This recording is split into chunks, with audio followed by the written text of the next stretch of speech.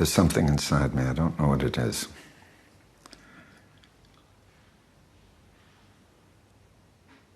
What I see, nobody else sees, and sometimes it frightens me. I think I'm losing my mind. There was a moment when I used to blame everything and everyone for all the pain and suffering and vile things that happened to me.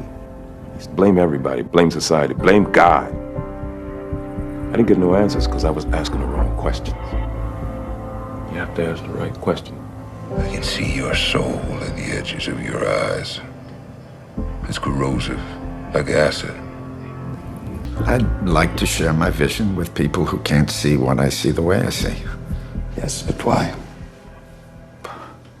Because my vision is closer to the reality of the world. I can make people feel what it's like to be alive.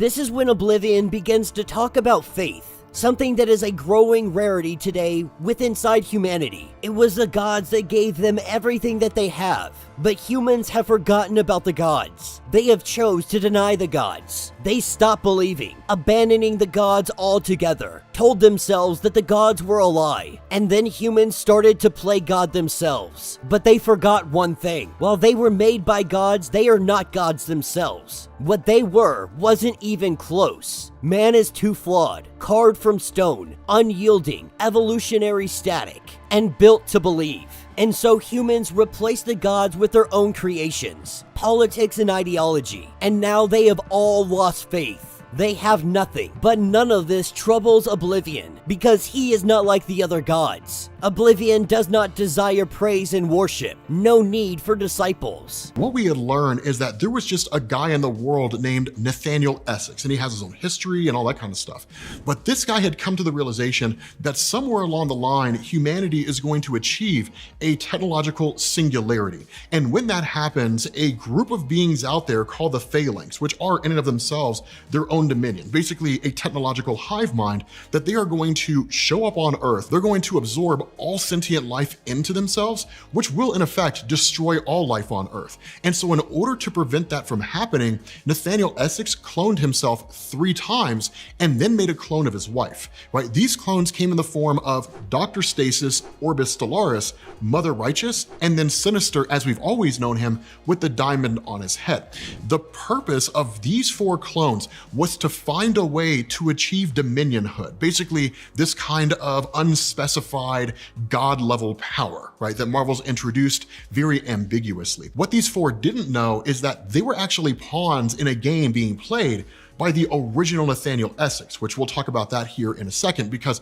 he is, in effect, the Enigma Dominion. So talking about these 4 clones, what's going on in the X-Men comics right now, and their connection with the Enigma Dominion, that each of these 4 people basically were tasked with trying to find some level of godhood through different aspects of the Marvel Universe. Mother Righteous focused on magic, hence the reason why she has so many dealings, or at least is aware more so than any of the other Sinister clones, about like Doctor Strange and the Scarlet Witch and all the magical principles in Marvel Comics.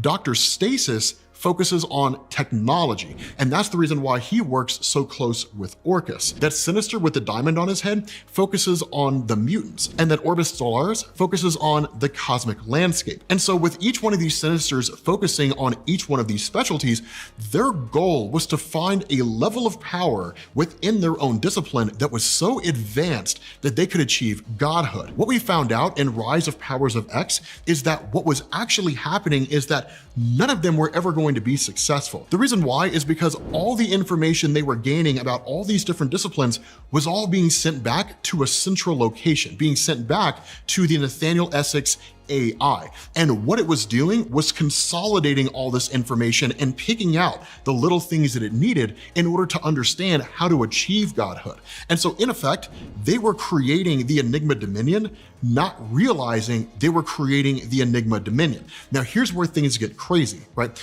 Once the Enigma Dominion came online, in the same way that like Skynet came online during Terminator, it achieved this level of godhood and took off outside of all space and time.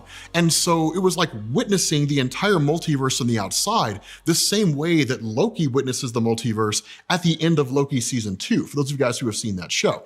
But let's say, and let's kind of stick with that example, right? Loki at the end of season 2. Let's say that Loki, a little uncertain about whether or not things would unfold the way they were supposed to, that would lead to him sitting on the chair holding all the universes, that what he did is he went through the main Marvel Cinematic Universe and started manipulating small little things here and there to ensure that everything happened the way it was supposed to, so he would end up on that chair. And that's what the Enigma Dominion did. That existing outside of all of space and time, it created itself in the form of an AI that could gather all information that the other 4 clones were gathering. And they would, in effect, create it. So it's very circular, right? It comes into existence and then it solidifies its own existence. If that really kind of blows your mind, it's completely fair. It is a little overly complicated, but that's the nature of this, right? It's the reason why the Dominion is so astronomically powerful. It exists outside all of space and time, and is part of a higher order of cosmic entities beyond even the one above all or any of the cosmic entities that we've seen so far.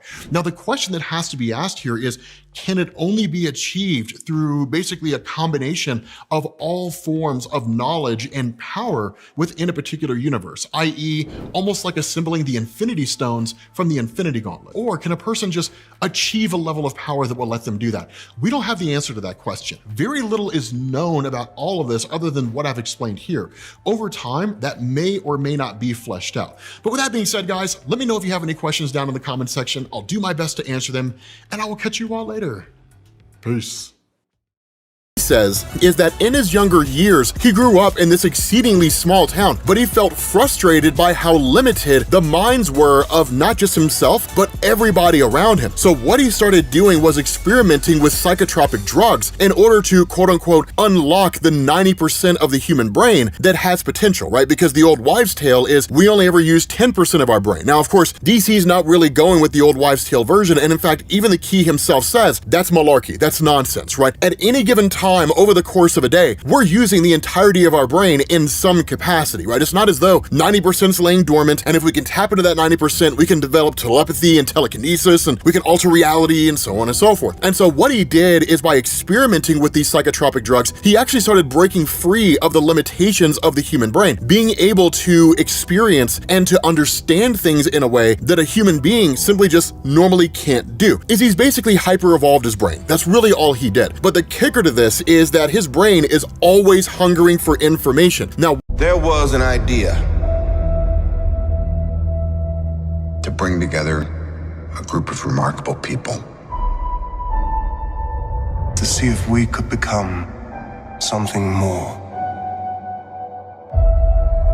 So when they needed us, we could fight the battles